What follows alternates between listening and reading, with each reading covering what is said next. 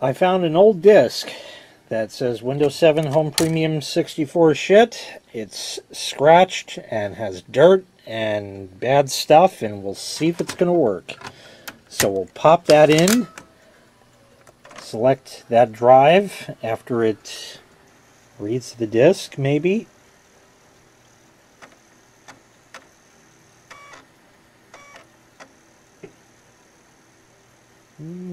Possibly.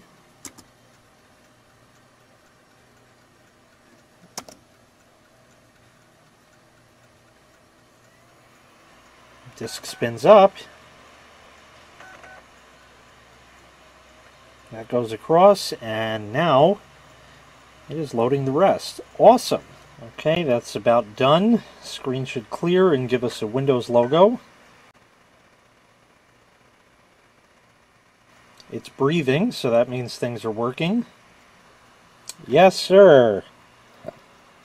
We'll hit next. We'll hit install.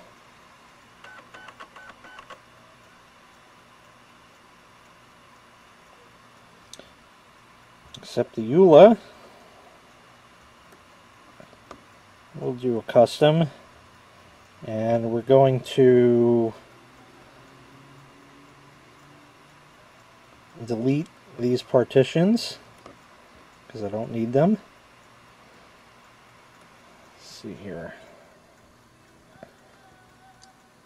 Just the unallocated space. We'll hit next. And we're on our way.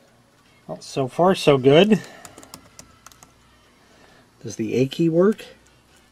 Yeah, it's just a little wonky. As you see, my hands are a little damp also. And type of computer name.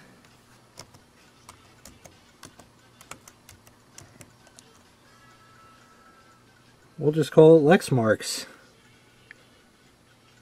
I think that'll work. We'll hit next. Turn the caps lock off. It wants a password. Don't need that. And now it wants a product key. And it has a Windows 7 product key, which you can't see. Yeah, this is how we used to do it. And then they got smartphones, so you could just take a picture of it and, you know, even enlarge it and read it nicely. I go old school with a magnifier and that, and if your eyes are good enough to read it, bully for you. But I'm at the age now where that doesn't work anymore.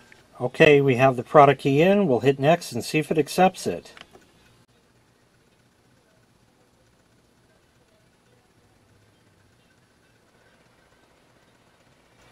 It did. That took an abnormally long time. We'll use recommended settings and Eastern Time and 7. Well, it's not quite that time, so it's more like 6:50 something. 59 actually. There we go. Close enough. And there we are. Alright, we are booted to the desktop. It looks like the video driver is in. Let's hit Properties. And the rating is not available because I have to rate it. 4 gig, 64-bit, Lexmarks. Windows is activated. Well, no, it's not. We'll activate it soon because I don't have an internet connection. But let's go to Device Mangler. Holy crap. Just the wireless is all we really need. Alright, well, before that, let's just check.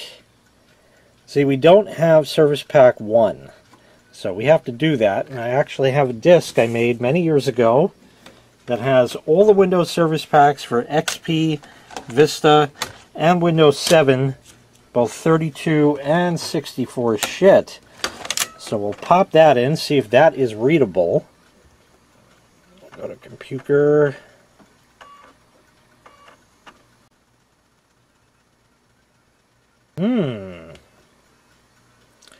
Here we are, Windows 7 64-bit Service Pack 1.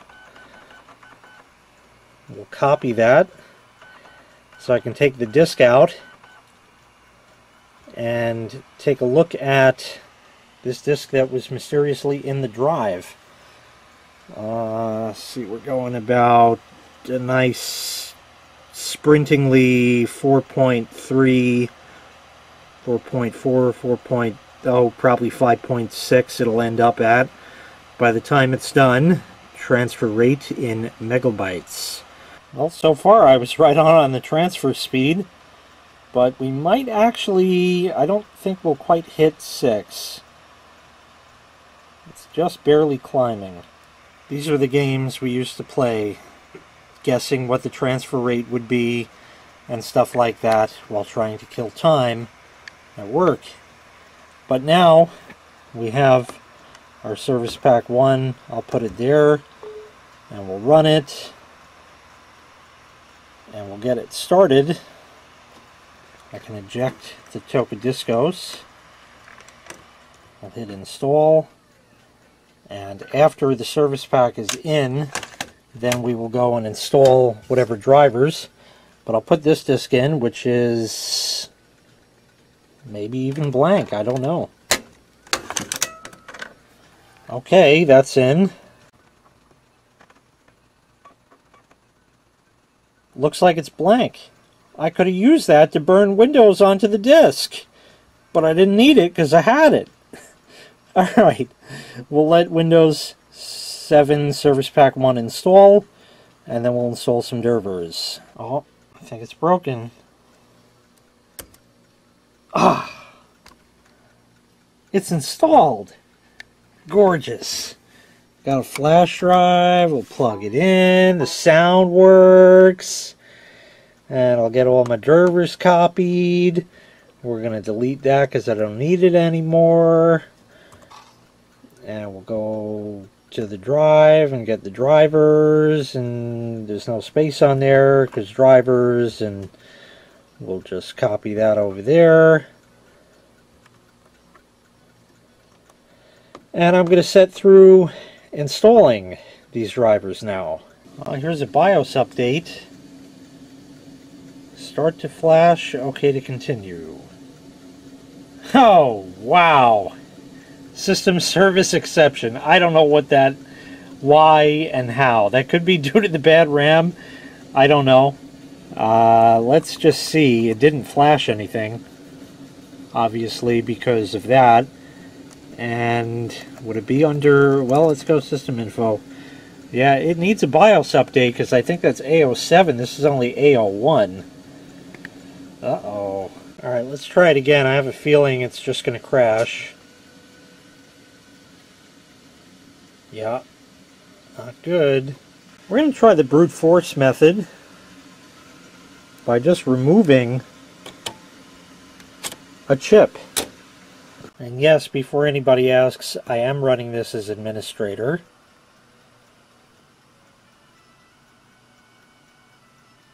There he is. We'll close that. This was from before the crash. We'll hit OK and see if it crashes again. Yeah, it did. Now we'll swap chips. I just noticed, I don't know if the camera can pick it out. Let me get a little pointer here. And if you look right about there, there is one contact that looks a bit funny compared to the rest. I don't know where the best camera angle is there. I think you can see it now. Right there. So possibly cleaning that will work. But I have the other chip in. I'm going to try that and see if it works. Okay, let's try again. Something tells me it's going to crash again. Bingo. Well, that's great. I guess we're not updating the BIOS for now. I took a rubber pencil eraser to the contacts on both chips. I'm going to just wipe them off and put them back in, and we'll give it one last try. Alright, let's try this again.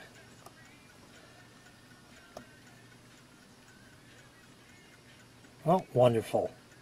That doesn't prove that either of the chips are bad. It is possible that this service pack, this BIOS update simply does not want to install with Service Pack 1 already in. Could also possibly be a corrupted download that made itself sort of okay. I don't know. So anyways, we'll keep trying to install other drivers, and if we get more crashes, then we have more work to do. Well, surprise, surprise, all the other drivers went in without any trouble whatsoever, including the wireless. So if I go down to that, there are wireless networks. So let's get connected. And I'll close that. And home.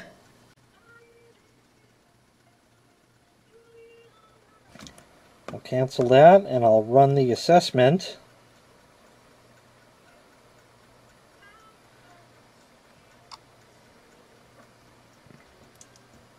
So we'll let that do its thing. Well, we ended up at a decent 5.8 for the processor, 5.8 for the RAM, graphics is 4, gaming graphics 3.4, primary hard disk 5.3, total of 3.4 based on the lowest score.